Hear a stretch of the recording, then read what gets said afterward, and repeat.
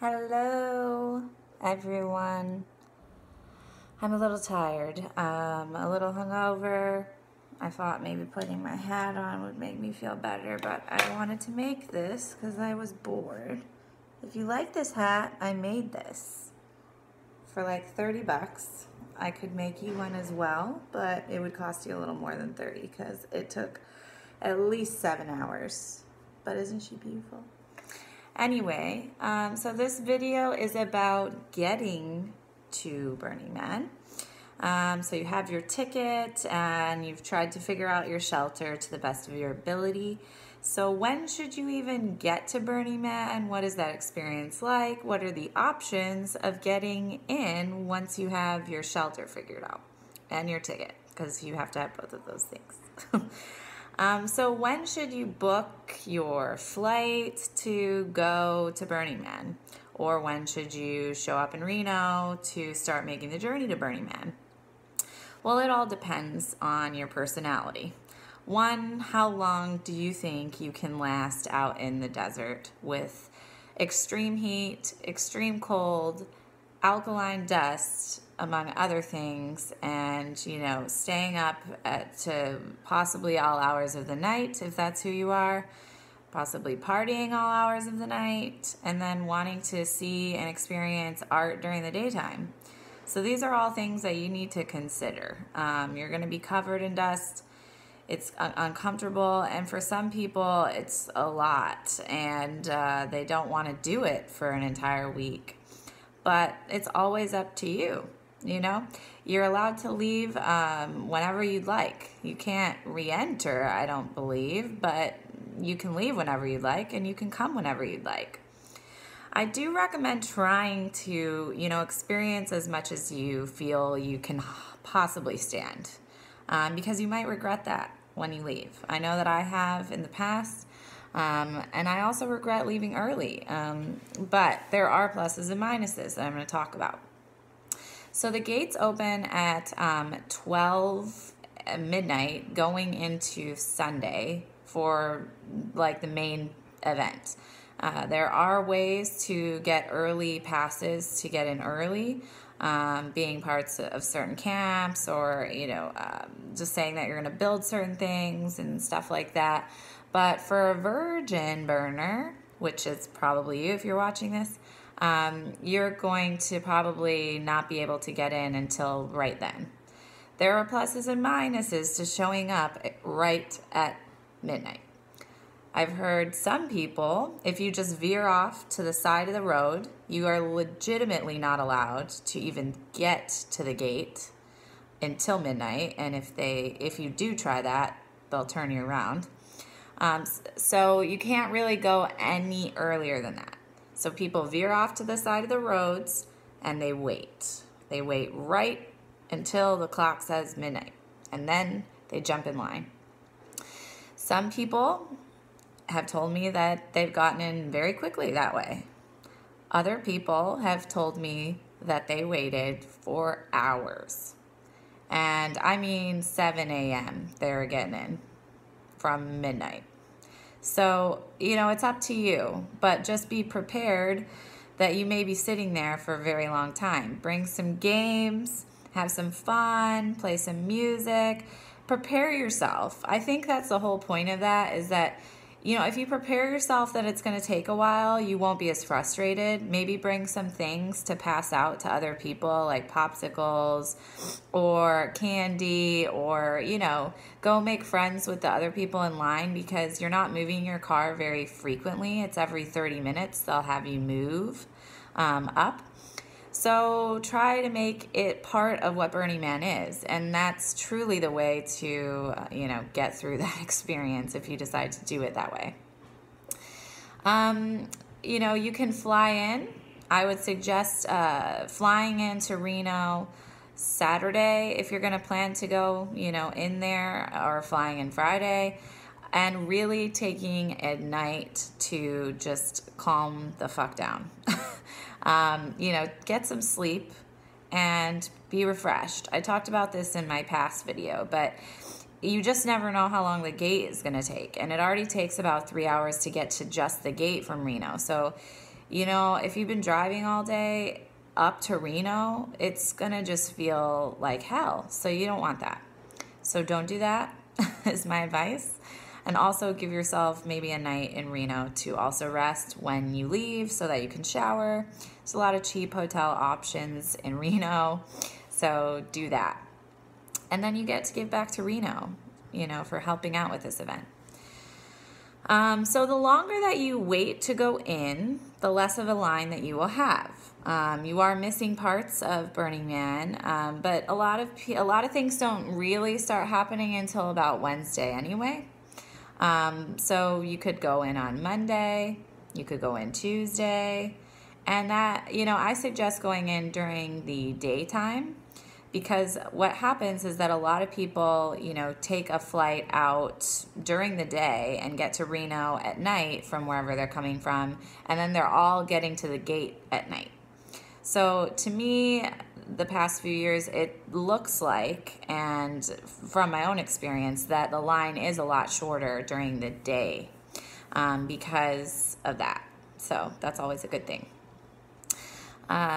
If you're buying flights to Reno, or perhaps other close cities and then driving there, buy those tickets as soon as you have a ticket, a Burning Man ticket, or even before, because they just jack up so fast once everybody realizes that they're able to go and has a ticket. And there's all, I mean, it's a small airport. It's a very tiny airport. So do your best to try to book a ticket before you even have an actual ticket if you can. If you're not comfortable with that, do it like the second that you have a ticket available to you because of that. So even if you're going to buy in the OMG sale, which I talked about in the first video, buy your ticket, your plane ticket, way in advance of that. Like when the first main sale happens. It'll just work out better for you on all ends. If you're coming in a car and it is your car, be prepared, because that car is going to be covered in dust inside and outside for a long time. I mean, you're going to clean it with vinegar and try your best, but it's going to be covered. It doesn't even matter if you just drive it in and you never get in it after that until the very end. The vents, dust just goes in and out, and it's just going to happen. So be prepared for that. Also be prepared that you are bringing a bicycle. So you need to figure out how you're going to get that bicycle, you know, into Burning Man if you're bringing a car.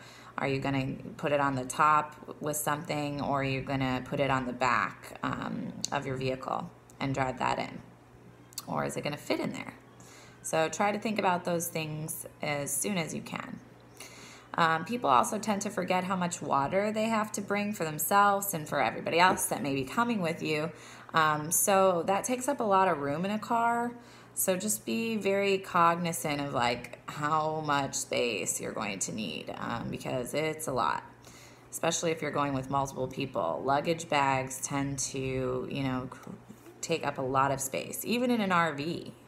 So be paying attention to that. And if you're coming in an RV, then you should probably maybe watch the second video I made about getting shelter, because I talk a lot about the RV, and the convenience of it is that you have a lot more space, like I said, to load all of your things in it. The less convenient thing is that if you're renting an RV, you're kind of on the time of the person who's renting it to you. So be asking questions very early about, you know, like what time the RV is going to be available for you to pick it up the day that you're going to get it, because that might not be very clear. One time I had to pick up an RV and it wasn't ready when I thought it was, and I was driving all the way to Reno and then all the way in. And so, you know, that was kind of hell. It added like a 2 to 3 hour, you know, situation at the very beginning that I wasn't prepared for and was very frustrated. And then another time they were very upfront with me that it maybe wasn't going to be ready at a certain time because they were going to need to clean it.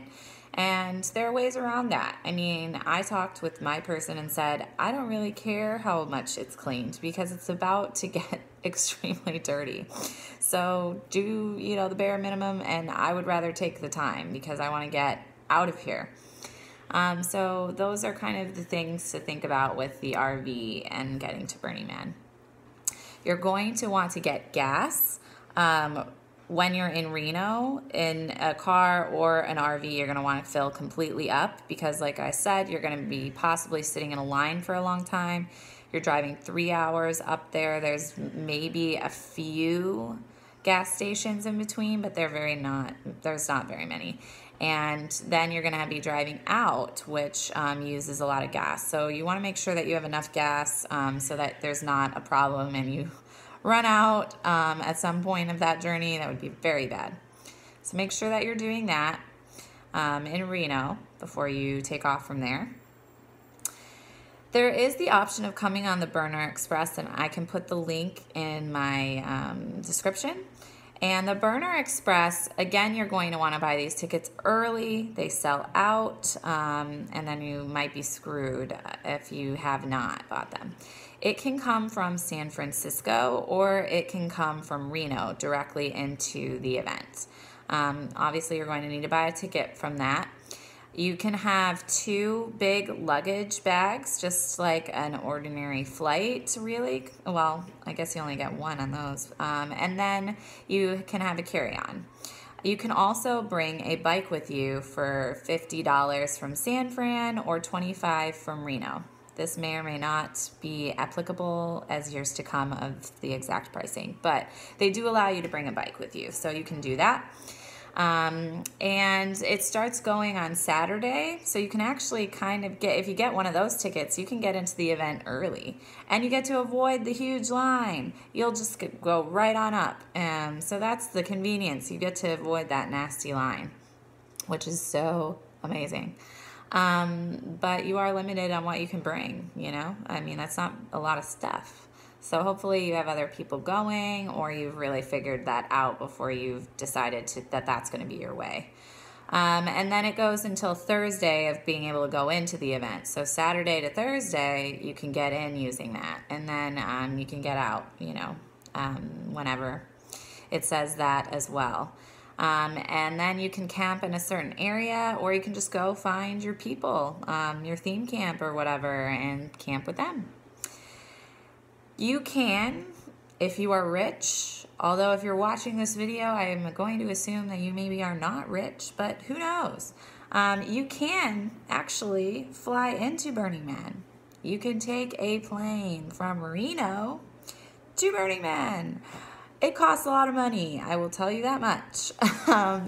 But it's a possibility, and how fun. I would love to do that. So if anybody watching this video wants to take me that way this year, I would love it. So fun. I will assume that they somehow get your bicycles there.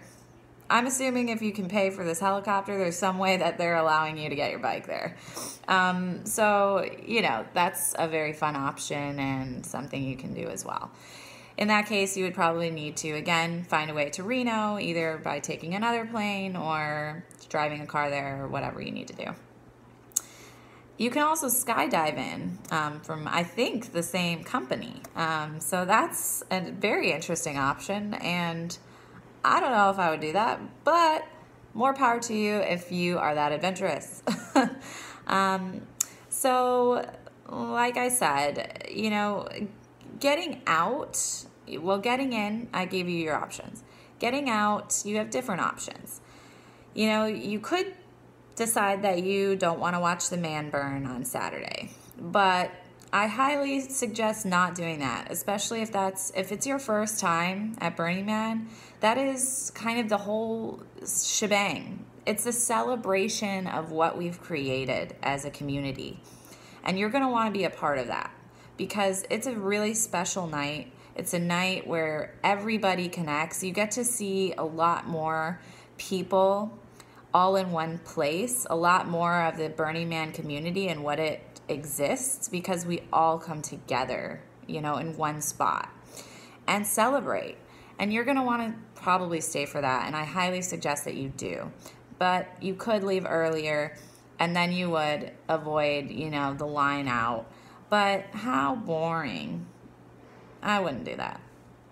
Anyway, there are some people that really believe that if they leave the second the man is done burning, that the line is going to be really short.